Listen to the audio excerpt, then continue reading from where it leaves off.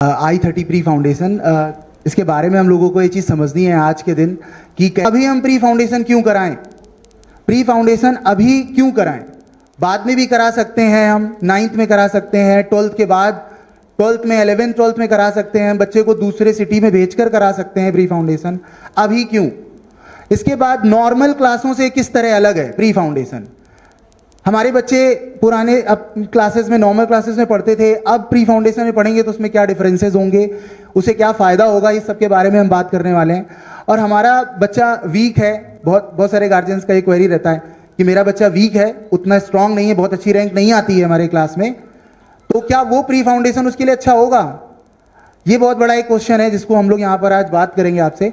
और क्या जो सबसे बहुत इंपॉर्टेंट एक क्वेश्चन है कि प्री फाउंडेशन कराने से ऐसा तो नहीं है कि बच्चे को हम IIT के लिए तैयार कर रहे हैं या मेडिकल के लिए तैयार कर रहे हैं। क्या प्री फाउंडेशन के जरिए बच्चे का कंप्लीट डेवलपमेंट, ओवरऑल डेवलपमेंट या जो पूरा संपूर्ण विकास है वो हो पाएगा कि नहीं हो पाएगा? केवल बच्चा केवल मैथ और साइंस में ही अच्छा होगा या अदर सब्जेक्ट में भी उसका अच्छा होगा? ऐसा तो नहीं होगा प्री फाउंडेशन में मैथ साइंस चलेगा, अदर सब्जेक्ट्स के पे फोकस नहीं होगा। इन सब बातों का हम यहाँ पर बात करने वाले हैं। और इस पूरी मीटिंग में आई होप सभी पेरेंट्स के जो इंडिविजुअल डाउट्स हैं वो सब क्लियर होंगे और एक ये प्रोडक्टिव मीटिंग होगी। उससे पहले मैं ऑनरेबल प्रिंसिपल सर को इनवाइट करना चाहता हूं मंच पर, जिससे कि वो अपने जो इम्पोर्टेंट पॉइंट्स हैं आप सब लोगों को बता पाएँ और इस इवेंट को और आगे तक बढ़ाने की पूरी हेल्प करें। So welcome sir. एक बार सभी को गुड मॉर्निंग। सबसे पहले तो मैं आप सभी का स्वागत करता हूं आज के इस प्री फाउंडेशन के कार्यक्रम में आने के लिए, अपनी उत्सुकता दिखाने के लिए और ये जानने के लिए कि क्या प्री फाउंडेशन है। दूसरी बात, जो बच्चे बैठे हैं उनसे, how many of you already have your pre foundation classes? Raise your hands. How many of you are already there in pre foundation? Okay, most of you are there in pre foundation, hands down. How many of you are not in pre foundation right now? Those who are not in pre-foundation, raise your hands. Okay, fine. Put your hands down. देखिए, बात को लंबी ना खींचते हुए केवल 2 ही बातों पर मैं चर्चा करूंगा। पहली बात, प्री फाउंडेशन क्यों करनी चाहिए, सबसे इंपॉर्टेंट बात। दूसरी बात, प्री फाउंडेशन हम करें तो GIS में क्यों करें। दोनों बातों पर मैं संक्षिप्त में आपके साथ में मेरे विचार रखूंगा। प्री फाउंडेशन हम क्यों करें? हम अगर अपने टाइम से, मेरी उम्र के जो गार्जियंस बैठे हैं, मुझसे बड़े भी बैठे हुए हैं, मुझसे छोटे भी बैठे हुए हैं, और भी बहुत सारे गार्जियंस हैं, खासकर इन बच्चों के जो भी दादा दादी हैं वो सब मुझसे बड़े हैं, इनके जो पिता माता हैं वो सब मुझसे छोटे हैं। अगर अपन बहुत पहले के टाइम की बात करें, वहां से लेके आज तक शिक्षा के दौर में क्या बदलाव आया है, जीवन में क्या बदलाव आया है, समाज में क्या बदलाव आया है, संस्कारों में क्या बदलाव आया है, हम सब अपनी आंखों के नीचे इन सब चीजों को देखते हैं। और मैं हमेशा केवल स्कूल में ही नहीं, समाज में या किसी सामाजिक कार्यक्रम में या कहीं पर भी एक बात अक्सर, जो भी 2 लोग मिले चाहे 20 लोग मिले, कहता रहता हूं। और वो बात यह है कि जिस व्यक्ति ने अपने आप को समय के साथ में अपडेट कर लिया वो व्यक्ति हमेशा अव्वल रहता है। जिसने समय के साथ अपने आप को अपडेट नहीं किया और वो ये दुहाई देता रहा कि हमारे टाइम में तो ऐसा नहीं होता था, मैं तो कदे ही कुन देखे हुए को, आजकल का तो ये होगा, वो परेशान रहता है, दुखी रहता है, हमेशा दुखी रहता है। बदलाव वास्तव के अंदर एक बहुत अति आवश्यक चीज है। अब हम केवल एक पक्ष या 2 पक्ष को या 2 पहलू को देख करके और अपने आप को इस प्रकार से साबित करते हैं कि भाई हम तो बहुत अच्छे थे, हमारे टाइम में तो ये चीज होती नहीं थी, आजकल हो रही है तो भाई बस में तो है नहीं, क्या करें, ये कह करके और अपने आप को अपन संतुष्टि देना चाहते हैं।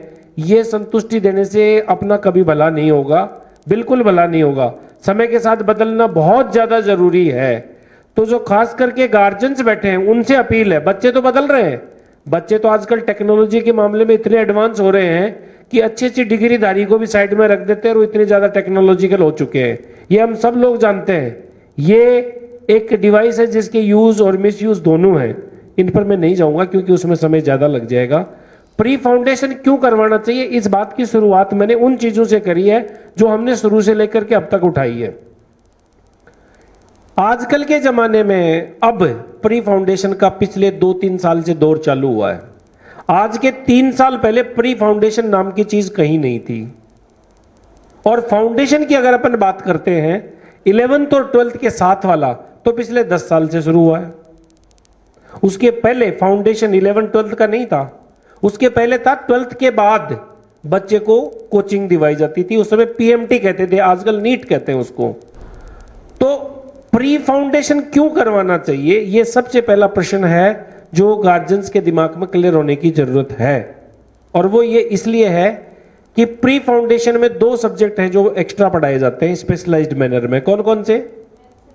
Maths and science. In 2 subjects को पढ़ाया जाता है। और जो नॉन प्री फाउंडेशन है, जिनमें प्री फाउंडेशन नहीं है, उनमें भी ये दोनों पढ़ाए जाते हैं। फिर प्री फाउंडेशन में क्यों जाएं हम? मेरा प्रश्न पहला यह था कि प्री फाउंडेशन क्यों करवाएं। प्री फाउंडेशन में इसलिए जाएं कि जो साइंस सब्जेक्ट है उसके 3 पार्ट्स होते हैं, फिजिक्स, केमिस्ट्री एंड बायोलॉजी।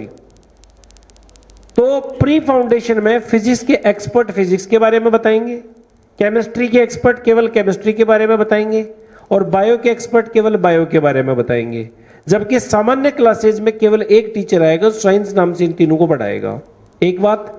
दूसरी बात, साइंस वाले के 9 पीरियड्स होते पूरे हफ्ता में, यानी 1.5 पीरियड पर डे, और यहां पर 18 पीरियड यानी 2 पीरियड पर डे।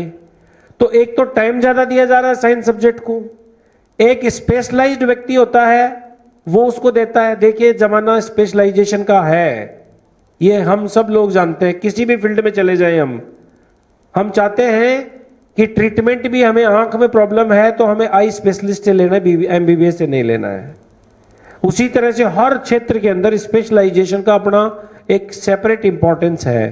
तो प्री फाउंडेशन पढ़ाने वाले जो भी टीचर्स हैं वो आईआईटी को और नीट को ध्यान में रखते हुए, इन सब्जेक्ट की स्पेशलाइज्ड स्टडी को ध्यान में रखते हुए, बच्चा 11th और 12th में जाएगा उस समय उसको जो जरूरत पड़ेगी उसको वो एकदम से लोड नहीं आए, उस पर वजन नहीं आए, धीरे धीरे धीरे धीरे 6, 7, 8, 9, 10 तक जाता जाता वो बच्चा टुकड़ों में, क्योंकि बच्चा देखिए 6th क्लास का 12-13 साल का होता है, फिर हर साल उसकी उम्र बढ़ती बढ़ती 10th पास कर लेता है बच्चा, 15-16 साल का हो जाता है। तो एक साथ उसको 11th या 12th में इस चीज का लोड पड़े, इससे अच्छा यह है कि वो अपने ग्राउंड को सॉलिड कर ले और धीरे धीरे छोटे छोटे टुकड़ों के अंदर इस सब्जेक्ट के प्रति अपनी रुचि डेवलप कर ले, अपने आप को देख ले और उसको कितना इंटरेस्ट आता है इस चीज की परख भी वो कर ले। यही नहीं, बहुत सारे कॉम्पिटिटिव एग्जाम्स ऐसे होते हैं जिनके अंदर साइंस और मैथ खूब आती है। अगर अपन बात करें कि ये प्री फाउंडेशन क्या केवल मेडिकल या इंजीनियरिंग के लिए ही जरूरत है, अगर कोई ऐसा सोच रहा है तो वो गलत है, क्योंकि इसके अलावा भी प्री फाउंडेशन के बहुत सारे यूज हैं, बहुत सारे बच्चों के लिए इंपॉर्टेंट है। जो बच्चा सिविल सर्विसेज में यूपीएससी, आरएस और आईएएस में जाना चाहता है, या किसी प्रकार से सीयूईटी एक नया कॉन्सेप्ट और आ रहा है 2-3 साल से, मुझे नहीं पता आप में से कितने लोगों को पता है, लेकिन सीयूईटी का मतलब होता है कि अपनी यूनिवर्सिटी के common university entrance test, CUET, common university entrance test, यानी जो यूनिवर्सिटीज इंडिया के अंदर टॉप लेवल की हैं उनके लिए एक टेस्ट होता है और उसकी टेस्ट की स्कोरिंग के आधार पर बच्चों को DU, दिल्ली यूनिवर्सिटी जिसको खूब मानते हैं, उसके लिए कोचिंग्स पिछले 2 साल से बड़ी शानदार तरीके से चल रही हैं। तो पूरी टीम आपके साथ समर्पित है, आपके बहुत सारे क्वेश्चंस का आंसर देने के लिए। मैं देखता रहूंगा वहां CCTV कैमरे में, मुझे लगेगा कि जरूरत है तो मैं फिर हाजिर हो जाऊंगा आपके बीच में बिना बुलाए, वरना लास्ट में क्वेश्चन आंसर के सेशन में मैं आऊंगा। हर चीज का डाउट क्लियर करके ही आप जाना, बाकी डिसीजन आपका है। एक बार फिर लास्ट में आप सभी का शुक्रिया अदा करता हूं। Thank you very much, God bless you. बच्चे ध्यान से सुने कि मंजिल तो मिल ही जाएगी भटक कर ही सही, मंजिल तो मिल ही जाएगी भटक कर ही सही, गुमराह तो वो है जो घर से निकले ही नहीं। तो सबसे पहले एक बार फिर से मेरी पूरी टीम की तरफ से, GIS I-30 की तरफ से आप सभी पेरेंट्स का दिल से धन्यवाद कि आप हमारी रिक्वेस्ट पर यहाँ तक आए। आई नो बहुत सारी ड्यूटीज होती हैं, खास करके मम्मीज के पास। मेरी मम्मी भी हैं, वाइफ भी है, सिस्टर्स भी हैं, मुझे पता है कितने सारे काम होते हैं घर पर, बट फिर भी आप आए, ये बहुत अच्छा लगा जान करके। काफ़ी सारी चीज़ें हैं बट टाइम की पाबंदी है। ये कुछ लिखा है मैंने यहां पर, सर ने कहा कि मैथ पढ़ाने का तरीका, मुझे नहीं पता मैं कैसा पढ़ाता हूं, बट ये बच्चों का प्यार है, बच्चों को अच्छा लगता है जो भी चीजें हैं। 6th 7th 8th के कितने बच्चे हैं यहां पर, एक बार हाथ खड़ा करें। The student which is belongs from 8th वाले हाथ डाउन, 6th और 7th क्लास केवल। बट एक क्वेश्चन है यहां पर लिखा हुआ है, इक्वेशन लिखी हुई मैथ की, 8 + 8 = 91। Can you tell me anyone how it is correct? अब तुम कहोगे सर पढ़ाना शुरू कर दिया क्या करूं, टीचर हूं तो पढ़ाऊंगा तो है। नीतू बोल रही थी अभी, सर बोर हो रही हूं कुछ पढ़ा दो। 6th और 7th क्लास के बच्चे कोई मुझे बताएगा 8 + 8 = 91, और मैंने लिखा है ट्रू, ये सही है। कैसे? Raise your hands and tell me. Yes. नहीं तो ये तो 91 लिखा ना बेटा।